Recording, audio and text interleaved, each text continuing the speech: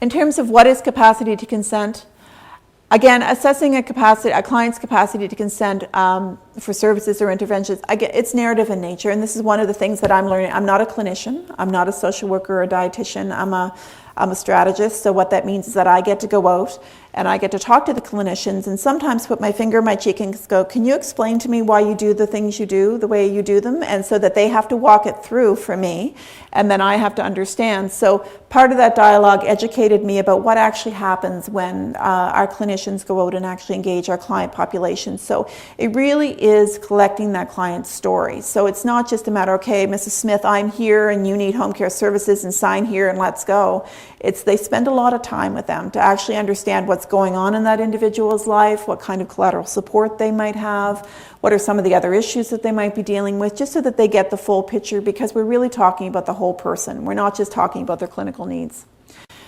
There is some distinction between competency and capacity, of course, and this was an important point that we came along as we were learning about this ourselves in terms of how to develop these training materials to deliver, is that there has been an instance or in the past where we've kind of used those words interchangeably, particularly in the healthcare field, but it's really, really important to understand that competency, as far as legally understands the word competency, it refers to an individual's ability to manage their finances and their estate.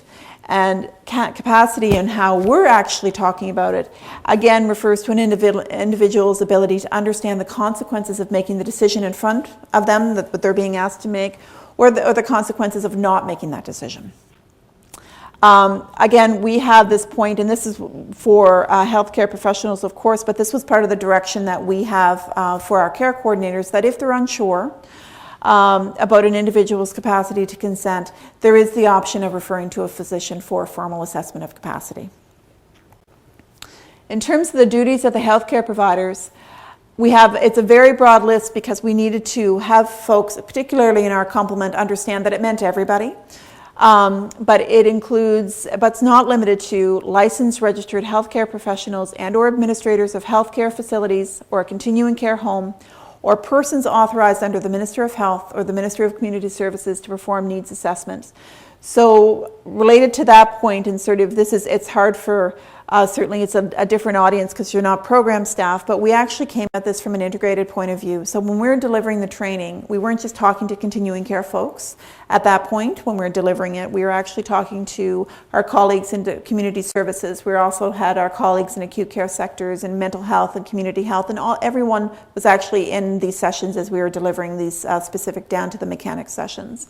So we really needed folks to understand that how we were defining healthcare providers was actually quite broad. In terms of the key duties, certainly the assess an individual's ability to consent to the service and treatment in front of them. That's part of the everybody's professional scope. Before seeking a healthcare decision from a delegate or the statutory decision maker as identified under the hierarchy, for the person who lacks capacity, the healthcare professional should ask, does a personal directive exist? Now, we're not expecting folks to go to the ends of the earth or, to the depths of the freezer if they say, well, I'm not sure, yes, I do, I don't know. But, the expectation is that you ask the question. Now, and that's actually embedded in the statute. And if a personal directive exists, if yes, then you can request a copy to include in your healthcare records. So, this was more articulate direction towards our program staff, and I'm not quite sure in terms of those of you who are actually our healthcare providers in frontline service delivery, what that will mean for your process. But we're actually encouraging our staff to actually, if there is a copy, to request it and then include it in the healthcare file. You must follow clear instructions in the personal directive. You follow the delegate's instructions as well, because as I mentioned, sometimes the personal directive might just say, I appoint my spouse to make all these decisions on my behalf with no additional clear instructions. So, you certainly want, if they actually are acting, telling you to do something else that's in the best interest of that individual, then you're going to follow their instructions. If there's no personal directive, then you would follow the instructions of the statutory decision maker as identified on the hierarchy. And of course, the emergency exception applies, which again is embedded in the statute. And what that means is that if an individual, for example, comes in through the emergency department, healthcare providers, if that individual is in crisis, are not going to stop and say, do you have a personal directive? Am I talking to the right person? Can we just stop this right now? Because I have to make sure that everything's okay and I'm actually doing what I'm supposed to. They're going to do their medical intervention to preserve that person's life or improve the quality of life. So that emergency exception is all about coverage and protection for the healthcare worker to actually intervene and allow them to intervene to preserve that person's life. In terms of substitute decision makers, and we kind of alluded to this in earlier slides, just to clarify what we're talking about. So in terms of substitute decision makers, there is like a broad umbrella category. And we have to one side, and I'm calling it the easy side, so on the right side, if a personal directive exists and it actually has a named delegate, then you actually have a substitute decision maker, and that pathway is pretty clear. Where it gets a little crunchy is when there isn't a personal directive, or there is a personal directive and a delegate hasn't been named. So the healthcare provider has to go through the process of actually identifying who is the person, who's the appropriate person that I should be engaging for that consent piece if the individual in front of me does not have the capacity to consent to the service or intervention. So again, under the statutory decision maker, where there's no personal directive that exists with an appointed delegate, again, there's no legally appointed substitute decision maker under any other mechanism, which means there's no medical proxy or there's no court-appointed guardian. Then you would go to the nearest relative hierarchy, which is actually embedded in the statute. And again, like I had mentioned before, as of April 1st, it'll be aligned with the same hierarchy that's in the Hospitals Act and the Involuntary Psychiatric Treatment Act.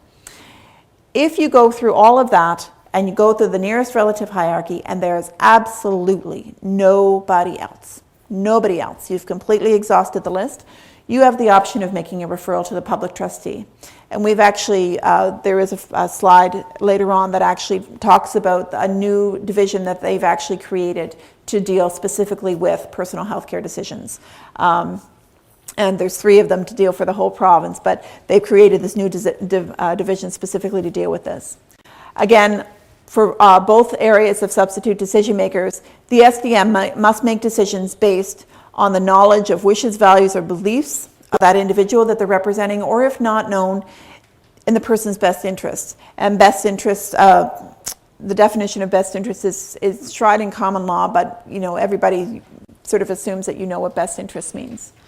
In terms of the substitute decision maker hierarchy, we wanted to actually blow this up a little bit, even though it's in every document I think that we produce related to this particular statute as we're educating about this. Again, it's the guardian with the authority to make this, such decisions. Court appointed is kind of the royal crown card of this. If you are court appointed, then you kind of had the royal flush authority. If there's nobody that's court appointed, or again, nobody with a medical proxy, then you would go to the hierarchy. The hierarchy is in rank order. So it's not, you can't actually skip over somebody. You actually have to go through the process. If there's a spouse, then you have to have that dialogue with the spouse. It's also voluntary though. So if the spouse doesn't want to assume responsibility of that individual's SDM, then they don't have to. So you can actually then skip over to the next person. There are tools that we've developed for our program staff that assist them in identifying and going through the hierarchy list. But you would go through the list. So it is spouse, child, parent, and all the way down to other relative. An important point, and certainly not one that actually assists people when they experience these type of conflicts in family, particularly if there are siblings who are disagreeing about who will represent mom or dad. There is no rank order with children, and there is no rank order with siblings. So it's one of those things where we don't give a clear mechanism. They are listed there, but it is part of that ongoing family dialogue that the healthcare providers have with the family members. So in mom's best interest, in dad's best interest, who is the best person to actually represent, because there can be only one. Again, if you go through this list and there's nobody else, you have the option of referring to the public trustee. An important point to note with respect to naming somebody as a delegate or appointing somebody under the hierarchy, the individual, if they actually have capacity and develop a personal directive and name a delegate, they can't name 2 delegates for the same decision category. So they can't say, I name my son and my daughter to make all my healthcare decisions. They can say, I name my son to make my healthcare decisions, and I name my daughter to make any decisions related to placement or home support, but they can't name 2 for one decision category. They can also say, though, I name my son to make all my healthcare decisions, but if he's not willing or available to make those decisions, I name my daughter as his alternate. That's fine. But they can't name two people to make one decision category. As well, when you're identifying the hierarchy, the healthcare professional would identify one person. There can't be dual SDMs under the hierarchy.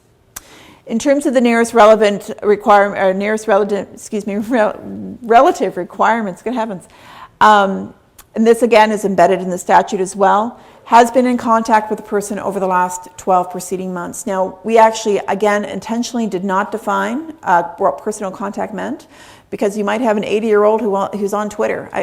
We certainly can't, tell them what personal contact means to me. It's also situation specific. So that's something as part of that ongoing dialogue that you would have with the client. Is willing to assume the responsibility for making the decisions. It's optional, as we mentioned. Knows of no other person of higher rank of priority who is able or willing to make the decision. Makes a statement in writing certifying that they're willing to assume this responsibility, and that's actually embedded in the statute. So it's like a declaration that they're willing to sign, that I am willing to take responsibility for making personal healthcare decisions on behalf of this, meeting these above requirements. In terms of the protections and limitations, of course, some of the key protections is that, like any legal document, you can terminate it or revoke it at any point. What we're encouraging folks to do when we're delivering the public education piece, though, is that these documents are great. When you develop one, you should tell everybody. You should tell everybody. You shouldn't just put it in your vial of life and put it in your freezer. You should tell everybody. You should give a copy to your family, perhaps to your GP. If your lawyer is holding on to other planning documents for you, that's not a bad place for it to go as well. And then again, on the reverse side of that, or the flip side of that, if you terminate it or create a new one, tell everybody again. And try to get back the copies that, the other copies that were out there. You can also revoke it, of course, so you can change details.